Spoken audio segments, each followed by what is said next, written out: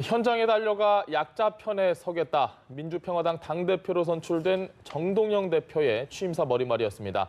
약속대로 정 대표는 취임 후 다양한 민생 현장을 바쁘게 오가고 있습니다.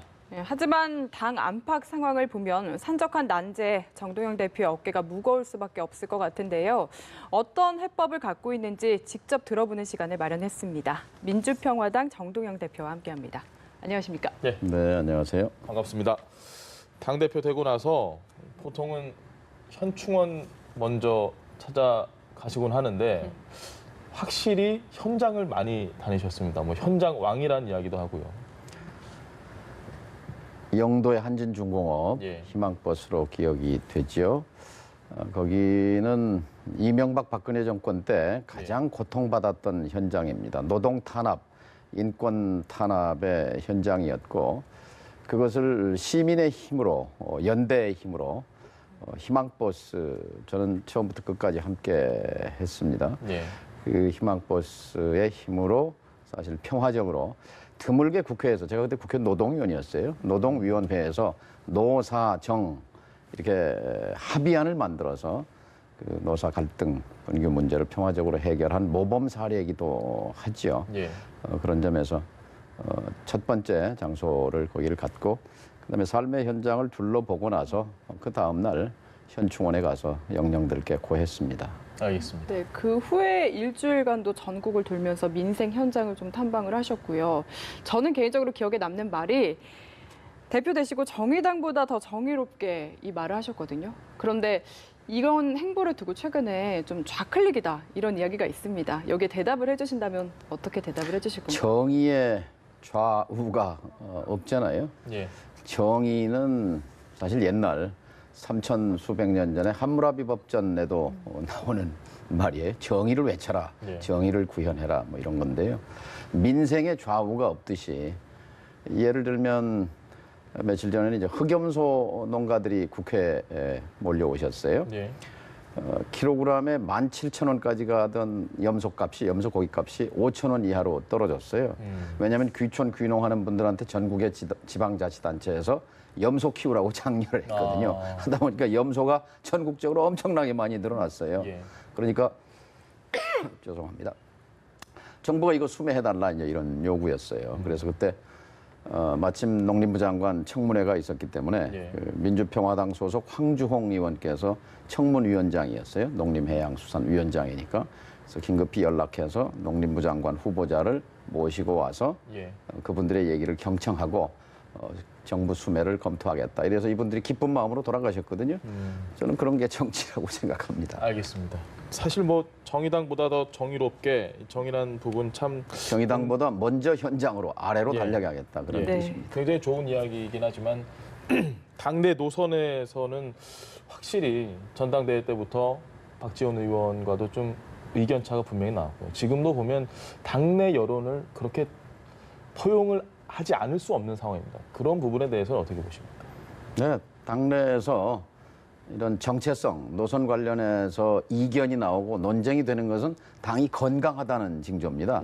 무슨 다른 이익을 가지고 다투면 국민들이 눈살을 찌푸리지만 이해관계를 가지고 다투면 근데 이것은 제가 가는 길은요. 제가 늘 갖고 다니는 게 준비해 오신 게 있습니다. 주머니에서 지금 꺼내주셨네요. 정강정책 강령집이에요. 강령집인데 여기에 나와 다 있습니다. 예를 들면 밑줄을 다 제가 그어놓으셨네요. 한 줄만 읽어보면요. 불공정한 경제 구조를 개혁하는 경제민주화를 추진한다. 재벌 개혁과 기득권자 중심의 시장 경제 질서를 공정하게 개혁한다. 성장의 과실을 재벌과 대기업 소수의 부유층이 독점하지 않고 일하는 모든 국민들이 제대로 보상받는 경제민주화가 당의 목표다 이렇게 돼 있어요. 이런 당의 강령을 그냥 이런 소책자에 머무르게 하지 않고 현실로 적용해 보려고 하는 것이 그것이 저의 노선입니다. 알겠습니다. 네, 어쨌든 당이 건강하다고 하셨는데요. 지금 대표님께서 말씀하시는 의도는 알겠지만 이렇다 보니까 당권 경쟁이 끝났는데도 계속해서 노선 갈등이 이어지는 거 아니냐는 우려도 사실 있습니다. 여기에 대해서 좀 답을 해주신다면. 그걸 갈등으로 볼 수 있지만요. 노선을 가지고 이렇게 논쟁하고 하는 것은 바로 정치의 이게 본령이에요. 다 생각이 다르지요. 그 생각이 다른 것을 또 하나로 통합해내는 것이 이제 앞으로 제가 해결해야 할 숙제인데요. 지금 민주평화당은 17분이에요. 17분이니까 뭐 방 하나에 다 둘러앉아서 오손도손 얘기할 수 있는 예. 이제 그런 또 장점도 있습니다. 알겠습니다. 이런 민생 행보를 보면서 뭐 일부에서는 혹시 대권을 염두에 둔 게 아니냐 이런 이야기도 하십니다. 이에 대해서는 어떻게 생각하십니까? 지금 민주평화당의 그런 상태, 예. 존재감 가지고 대권 운운하는 것은 국민들이 인정을 안 하실 것 같아요. 우선은 당의 존재감을 키우고 당의 역할을 키워서 민주평화당이 정동영이 되더니 저 당이 무엇을 하는 당이구나. 힘없고 목소리 약한 사람들을 정확하게 대변하는구나. 자영업자, 지금 이 시대에 가장 고통받는 사람 중에 소상공인 자영업자. 매출은 줄어들지요. 네. 인건비는 올랐지요. 그다음에 경쟁은 심해지지요. 희망이 안 보이거든요. 임대료 오르지요. 이분들의 가려운 데를 정확하게 긁어드리고 대변하고 그래서 농민, 자영업자, 중소기업, 비정규직, 청년 실업자 숫자는 많은데 네. 정치적인 힘은 별로 없어요. 이분들을 확실하게 대변하는 것이 지금 민주평화당이 가야 할 길이다고 생각합니다. 네, 현장 정치를 하시겠다 좀 이렇게 이해를 해볼 수 있을 것 같고요. 또 하나 지금 꼭 해내겠다고 이야기를 하신 게 선거제도 개편입니다. 구체적으로 어떻게 바꾸시겠다는 건지 설명 제가 좀 쉽게 부탁드립니다. 말씀드릴게요. 예. 주권자가 국민이잖아요. 국민이 준 표수만큼 그 표만큼 국회의원 숫자를 할당하라는 겁니다. 예. 지금은 그렇게 안 돼 있어요. 예를 들면 이번에 6월 지방선거에서 경기도 도의원을 142명을 뽑았는데요. 거기에 자유한국당이 25% 얻었어요. 예. 그런데 4석 가져갔습니다. 그다음에 민주당은 52% 얻었어요. 52% 얻었는데 142명 중에 135명을 가져갔어요. 거의 다는 이게 이제 승자 독식 제도의 모순이거든요. 예. 제가 아까 흑염소 농가 말씀드렸는데 그때 국회 앞에 오셨을 때 제가 이렇게 질문했어요. 제가 지금 선거제도 개혁을 주장하고 있는데 예. 여러분 이 나라의 주인이 누굽니까? 그랬더니 우리요. 농민들께서 외치셨어요. 그런데 왜 이 나라의 주인이 국회 안에도 못 들어가고 문 밖에서 이렇게 소리만 지르고 이래서 되겠습니까? 예. 자, 여러분이 농민당을 만들어서 농사 짓는 사람이 입법자로 국회에 들어가게 하는 것이 농업 문제, 농민 문제, 농촌 문제의 가장 빠른 해결 방법입니다. 그랬더니 이분들이 박수 환호성을 보내는 거예요. 자, 여러분 우리 힘만으로 부족하니까 여러분과 연대해서 선거제도를 바꿉시다. 이 선거제도는 70년 된 겁니다. 예. 아무리 좋은 제도도 70년 되면 낡게 됩니다. 자, 제도가 사상이고 제도가 세상을 바꿉니다. 우리는 30년 전에 대통령 뽑는 제도를 바꿨어요. 직선제로 바꿨잖아요. 예. 그래가지고 전두환 체제를 청산했고 박정희 체제를 청산했습니다. 이제 국회의원 뽑는 제도를 바꿔서 숫자는 많은데 정치적 힘이 없는 분들이 이런 사회적 경제적 약자들이 정치 세력을 만들어서 국회에 들어갈 수 있도록 만드는 것. 이것이 선거제도 개혁이고 이렇게 되면은 이게 바로 먹고 사는 문제를 해결하는 지름길입니다. 이거를 연동형 비례대표제라고 하는데요. 이거를 3년 전에 2015년 2월 달에 중앙선거관리위원회가 예. 오죽했으면 정치를 보다 못해서 중앙선관위가 나서서 개혁안을 만들어가지고 국회에 냈어요. 그게 연동형 비례대표제. 국민이 준 표만큼 국회의원 숫자를 할당해라. 이런 건데요. 근데 이제 그 안에는 좀 약점이 있어요. 뭐냐면 국회의원이 현재 300명인데 200명은 지역구에서 뽑고 100명을 비례로 해가지고 그걸 이제 할당하자 하는 건데 현재 지역구 국회의원이 253명입니다. 예. 그럼 53명을 줄여야 되잖아요. 근데 그럼 국회에 통과가 되겠습니까? 안 되죠. 뭐 결사항전할 테니까. 그래서 제가 이제 대안은 뭐냐면 253명은 그냥 인정하고 예. 그리고 비례 100명을 확충해서 353명 국회가 되는 거죠. 근데 그러면 국민들께서 국회의원 숫자 늘어나가는 건 질색하시잖아요. 그렇죠. 예. 그러니까 대신 그러면 10년 동안 국회 예산을 동결해서 예. 비용은 같은 비용 가지고 300명에게 주는 그 세비와 비서관 숫자를 353명에게 낮추는 거죠. 국회의원의 특혜와 그러니까 특권과 혜택은 줄어드는 거죠. 가령 세비가 1,000만 원이면 800만 원으로 줄이는 거고 예. 비서관 8명이면 7명, 6명으로 줄이면 국민 국회의원은 머슴인데 머슴을 더 쓰는 거니까 예. 아마 이 방송 들으시는 우리 저 국민들께서도 반대하시지 않을 것 같아요. 지금 금방 국회의장님 만나고 오는 길이에요. 문희상 의장께서 같이 한번 해봅시다. 왜냐하면 지금 문희상 의장께서 앞장서셨어요. 이 선거제도 개혁을 하면 20대 국회가 역사에 남는 국회가 된다. 그리고 문재인 대통령이요. 민주당 대표 시절에 이것을 연동형 비례대표제를 당의 당론으로 만든 분이에요. 그다음에 대통령 후보 시절에는 이걸 공약으로 걸었어요. 또 대통령이 된 뒤에는 중점 국정과제로 삼았어요. 그다음에 4월 달에 개헌안을 제출할 때는 만일 여야가 선거제도 개혁에 합의한다면 분권형 권력 구조를 양보하겠다고까지 말씀했던 분이에요. 그래서 지금 민주평화당이 의원총회를 하다가 또 달려왔는데요. 그 장병환 원내대표 민주평화당에서 아마 청와대 가셔서 그 문제 강력하게 제기해야 한다 하는 것이 다수 의원들의 얘기였습니다. 그 얼핏 드는 생각이 뭐 혈세라는 부분, 그 예산이나 이런 건 그대로 두고 의원 수만 늘린다고 하면 뭐 일정 부분 이해는 되지만 예를 들어서 지금 한국당이나 민주당 같이 이미 충분한 의석을 확보하고 있다라고 생각하는 다수당들이지 않습니까? 뭐 여당, 제1야당 여기서는 이 부분 어떻게 생각할지 좀 궁금한데요. 바로 그게 핵심입니다. 지난 10수년 동안 김대중 대통령도 연동형 비례대표제를 관철하려다 실패했고 노무현 대통령도 안 됐어요. 노무현 대통령도 퇴임 후에 그래서 뭐라고 썼느냐면요. 대통령 한 번 하는 것보다 선거제도 개혁이 중요하다. 그렇게 강조하셨지만 뜻을 이루지 못한 게 뭐냐면 이 선거제도는 선거의 규칙이기 때문에 어느 한 당사자라도 들어놓으면 갈 수가 없어요. 이걸 합의를 해야 되기 때문에. 그런데 천재 일우의 기회가 왔어요. 그동안 절대 불가를 외쳤던 자유한국당이 말하자면 찬성으로 지금 긍정적인 쪽으로 돌아선 거예요. 제가 어제 민주평화당이 국회에서 선거제도 개혁으로 다당제 민주주의로 가자 하는 토론회를 했는데 5당 대표들께서 다 오셨어요. 홍영표 원내대표만 지방 가셔서 박병석 부의장이 대신 참석하셨고 김성태 자유한국당 원내대표를 비롯해서 5당 원내대표가 다 참석해서 선거제도 개혁을 한번 해보자 이렇게 그동안 수면 아래 가라앉아 있던 이 선거제도 개혁 이슈가 일단 물 위로 떠오른 겁니다. 이것이 올 연말까지 선거제도 개혁을 이룰 아주 철호의 저는 기회가 왔다고 생각합니다. 그렇지 않아도 이 시간에 어제 바른미래당 김관영 원내대표께서 거기 갔다 왔다고 얘기하시더라고요. 그래서 잘 이야기 됐다고. 네, 이번 기회를 좀 잘 살렸으면 좋겠는데 어쨌든 그러면 정치 풍경이 확 바뀝니다.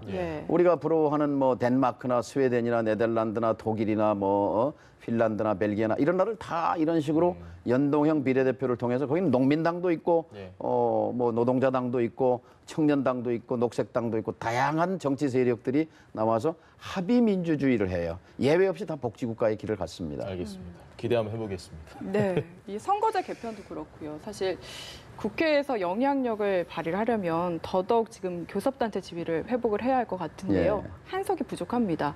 어떻게 지금 하고 계십니까? 오늘도 지금 의원총회에서 그 문제를 가지고 서로 일단 17명이 집중력을 발휘해서 정기국회 전에 이 문제를 해결해보자 이렇게 의견을 모았습니다. 그래서 조금만 시간을 주시면 저희들이 하여튼 성과를 만들어 보겠습니다. 알겠습니다. 뭐 거듭된 질문인데 혹시 어떤 보관 생각하고 계신 게 있습니까? 뭐 지금 이제 무소속으로 돼 있지만 그분들이 입당하면 좋고 입당이 아니어도 원내 교섭단체는 만들 수 있거든요. 예를 들어서 전남의 손금주 의원이나 전북의 이용호 의원 경우에는 전북 예산이 비상이 걸렸거든요. 전남 예산이 비상이 걸렸어요. 왜냐하면 예산 국회인데 지금 그 예산을 숫자를 나누고 하는 그 예결 그 개수 조정하는 소위원회 교섭단체만 들어갈 수가 있어요. 그런데 전남이나 전북이나 광주는 민주평화당이 다수당인데 교섭단체가 안 되면 거기에 들어갈 수가 없으니까 그러면 다른 사람을 통해서 예산 민원을 해야 하는 입장이어서 사실은 이제 두 분 의원이 만일 교섭단체 참여한다면 그 지역 주민들도 좋아하시겠죠. 알겠습니다. 야당에게 사실 지지율은 정말 중요한 요소로 알고 있습니다. 민주평화당 같은 경우는 좀처럼 이 지지율 반등의 기미가 보이지 않는 상황인데 사실 지지세가 호남에 좀 국한됐다는 얘기도 저희가 많이 해왔는데 확장성이 좀 부족한 게 아니냐, 한계가 분명한 게 아니냐 이런 얘기들도 있습니다.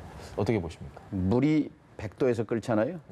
그러니까 뭐 현장 몇 번 갔다고 그래서 금방 지지율이 오르는 걸 기대할 수는 없고요. 꾸준히 자영업자, 농민, 비정규직, 중소기업, 청년 실업자들의 현장으로 달려가서 예. 지금 그런 정당이 별로 없지 않습니까? 민주평화당이 우리를 대변하는구나. 무엇을 하려는 정당이구나. 100년 가게 특별법을 만들려고 합니다. 100년 가게. 우리나라에는요, 전국에 100년 된 가게가 90군데 있어요. 예. 그런데 일본에는 2만 군데 있습니다. 근데 일본이 100년 전에 차지차가법, 땅을 빌리는 거 차지, 예. 차가법이라는 걸 100년 전에 만들어요. 임차인, 세든 사람은 약자다. 세든 사람의 권리도 세준 사람의 권리와 대등하다. 이런 취지로 해서 쫓겨나지 않을 권리를 보장합니다. 그것이 일본의 100년 넘는 가게가 그렇게 많은 이유예요. 일본에 가면은 선술집이나 우동집이나 뭐 그렇죠. 과자집이 100년 넘은 가게 수두룩하잖아요. 예. 네. 그런데요, 100년 전에 우리 선조들이 이걸 외쳤습니다. 평양 교과서에 나오죠. 물산 장려 운동이라고. 예. 평양에서 조만식 선생이 앞장서셔서 이게 뭐냐면요. 일본에서 시행하고 있는 차지차가법을 임차인 보호법을 조선 식민지지만 조선 안에서도 실시해라. 해서 차가인 동맹, 이 세입자 동맹을 만드는 그 운동이 이 물산 장려 운동의 핵심이에요. 100년 전에 우리 선조들이 외쳤던 것을 일본이 100년 전에 법을 만들었던 것을 이번에 그 궁중 족발 사건이 있었잖아요. 예. 월세 300만 원씩 내고 9년 동안 해오던 족발집을 종로 서촌에서 집주인이 바뀌더니 월세를 300만 원에서 1,200만 원으로 올렸어요. 예.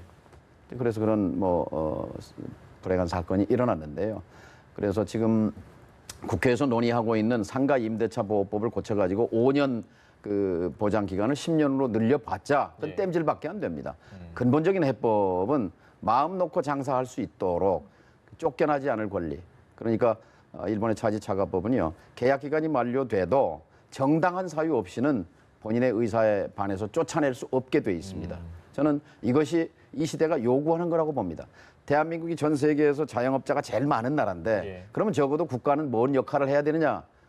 쫓겨나지 않고 장사할 권리 정도는 보장해 주는 것이 당연한 국가의 의무고 그것이 민주평화당의 노선이고 가야 할 길이라고 생각합니다. 알겠습니다. 네, 저는 이번에 좀 다른 질문인데 정말 많이 받으셨던 질문일 것 같은데 다시 한번 여쭤보겠습니다. 지금 이해찬 후보 그리고 손학규 후보와 함께 정동영 대표까지 이렇게 묶으셔서 골드보이의 귀환이다 이 이야기 많이 나오고 있습니다. 여기에 좀 어떻게 생각하시는지 세월이 많이 흘렀다는 생각도 드실 것 같기도 하고요. 느낌이 어떠신가요? 중요한 것은 생각의 나이라고 생각해요. 저는 소장 개혁파로 정치를 시작했습니다. 예. 쇄신파, 개혁파, 정풍운동파 이렇게 불려왔어요. 예. 저는 지금도 세상의 변화를, 세상의 개혁을 꿈꿉니다. 좀 더 다른 세상은 가능하다고 믿는 사람입니다. 그리고 지금 함께 아마 이해찬 대표하고 묶어서 얘기를 하는데 저하고 대학 동창생입니다. 근데 저는 이해찬 의원만큼 젊은 정치인을 본 적이 없어요. 생각이 항상 개혁적이고 변화 지향적이에요. 예. 그런 점에서 저는 중요한 것은 생각의 나이다 이렇게 생각하고요. 지금은 또 굉장히 중요한 정치적으로 개헌 또는 선거제도 개혁 또 우리 사회의 지금 이 남북 그 평화 네. 우리 사회의 구조적 변화 이런 것을 앞두고 있는 입장에서 좀 더 경험이 풍부하고 역량이 있는 중량감이 있는 정치인들이 등장하는 것이 나쁘지 않다고 생각합니다. 알겠습니다. 영화 얘기로 갑자기 넘어가 보겠습니다. 공작 지금 뭐 박스 오피스 1위라는 얘기도 있는데요.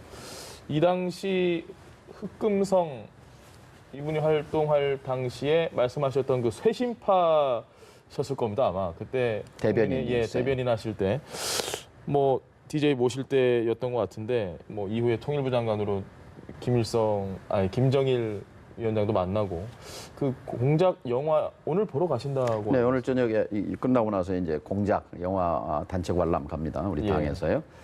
20년 전이죠. 김대중 새정치국민회의 대통령 후보가 당선되는 것을 저지하기 위한 예. 당시 정보기관의 공작과 역공작 이 과정에 이제 제가 당시 대변인이었는데 그 나중에 이제 흑금성이라고 이제 으스스한 이름으로 그때는 뭐 흑금성이라는 이름이 아니었고 예.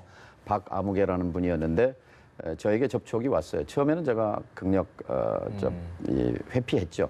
저는 그런 그 공장 냄새가 나는 이런 건 생내적으로 좀 싫어합니다. 그래서 다른 분에게 자꾸 이렇게 소개를 시켜드리고 했는데 제가 아니면 뭐 정보를 제공할 수 없다. 그래서 이제 늘 만나면서 이른바 이제 공작과 역공작에 관한 얘기를 많이 들었는데 예. 그 중요한 보고가 있을 때 이제 김대중 총재께 후보께 보고를 하면 쉿 하고 A4 용지를 이렇게 내미시는 거예요. 그럼 제가 이제 필담으로 써서 이렇게. 근데 어쨌든 결과적으로 예. 당시 97년 여름부터 12월 19일, 18일 대선까지 있었던 여러 차례 북풍 공작이 있었어요. 그것을 막아내는데 결과적으로 흑금성 그 공작원의 도움을 받은 것이 사실입니다. 이게 영화로 오늘날 이렇게 영화로 상영이 될 정도의 지금 시대 분위기 어떻다고 보십니까? 이제 그때는요, 말하자면 남북의 적대적 공생이죠. 적대와 대결을 하면서도 또 정치적으로는 서로 의존하는 거예요. 선거를 앞두고 갑자기 판문점에서 총을 흔들어서 완전히 국내 선거판을 북풍판으로 만들어 버린다거나 97년 그 공작이라는 영화에도 아마 나올 겁니다만 8.15 예. 내일이 8.15죠? 예. 97년 8.15 날 12시에요. 평양방송에 당시 새정치국민회의, 김대중 총재 새정치국민회의 지도위원회 의장이 평양방송에 나타납니다. 예. 밀입북을 한 거예요. 깜짝 놀랄 일이네요. 그러니까 뭐 그냥 경악했죠. 그러니까 뭐 김대중 총재에게는 당시 용공이라는 딱지를 씌우기 위해 혈안이 돼 있었기 때문에 뭐 초비상이었죠. 근데 그것도 이제 우리 흑금성 공작원으로부터 귀띔을 받았던 내용입니다. 그래서 그 다음날 제가 대변인으로서 브리핑을 하면서 이것은 정보기관의 기획 입북 의혹이 있다. 예. 그러니까 이것은 김대중 죽이기다라고 규정을 함으로써 그 지지자들이 흔들리지 않았죠. 김대중 총재에 대한 그런 음해가 가해지는구나 하는 그런 거를 국민들이 알게 됐죠. 알겠습니다. 당시 기억이 있으시니까 영화를 보고 난 후에 좀 어떻게 다르다 맞다 이렇게 이야기 들었으면 더 재밌을 것 같은데. 영화겠죠. 좀 아쉬움도 남네요. 뭐 많이들 보시면 좋겠어요. 저는 봤습니다. 보셨어요? 예. 유일하게 지금 봤습니다. 어떻게 재밌었습니까? 꼭 보십시오. 예. 꼭 네. 보셔야 될 겁니다. 요즘처럼 참 남북관계 분위기가 좋아서 대표님도 기분이 좋으실 것 같은데 사실 말씀을 3차 남북 정상회담을 8월이 가기 전에 하는 게 좋을 것 같다고 예. 했는데 그건 좀 무리 건너간 것 같습니다. 예. 앞으로 우리 정부 좀 어떻게 해야 된다고 조언을 해주신다면요. 아주 잘 됐어요. 예. 9월 하순쯤 3차 정상회담이 이루어질 텐데요. 작년을 생각해 보면은 사실 천지개벽한 거죠. 네. 이 적대와 대결로부터 이제 핵 문제 해결과 평화로 대전환이 일어났지 않습니까? 네. 근데 이제 여기에 걸림돌이 있어요. 불신입니다. 특히 북한과 미국 사이에 놓인 뿌리 깊은 불신, 그 속에는 이제 증오가 있는 거고요. 그 불신의 그 골짜기에 다리를 놓는 것이 예. 지금 이제 우리의 역할이고 또 문재인 대통령과 이제 정상회담의 이제 역할이죠. 또 우리가 할 역할이 뭐냐면요. 지금 트럼프 대통령을 도와줘야 됩니다. 그게 뭐냐면 트럼프 대통령은 싱가포르 예. 정상회담을 자신의 공적이라고 생각하지만 예. 미국의 야당, 미국의 언론, 미국의 전문가들은 미국 외교의 실패라고 규정을 합니다. 공격을 합니다. 그래서 트럼프 대통령을 의식하지 않을 수 없잖아요. 그래서 네. 우리 입장에서는 트럼프 대통령이었기 때문에 지금 한반도의 평화 국면이 대전환의 국면이 펼쳐지고 있잖아요. 예. 그래서 트럼프 대통령을 좀 응원할 필요가 있다고 알겠습니다. 생각합니다. 그 대목에서 공공 외교의 중요성이 있어요. 그러니까 정부 대 정부 외교 말고 예. 그쪽 의회를 상대하고 언론을 상대하고 싱크탱크들을 상대하는 국회나 시민사회의 역할도 중요하죠. 알겠습니다. 네, 오늘 민주평화당 정동영 대표와 함께했습니다. 말씀 잘 들었습니다. 고맙습니다. 예, 감사합니다.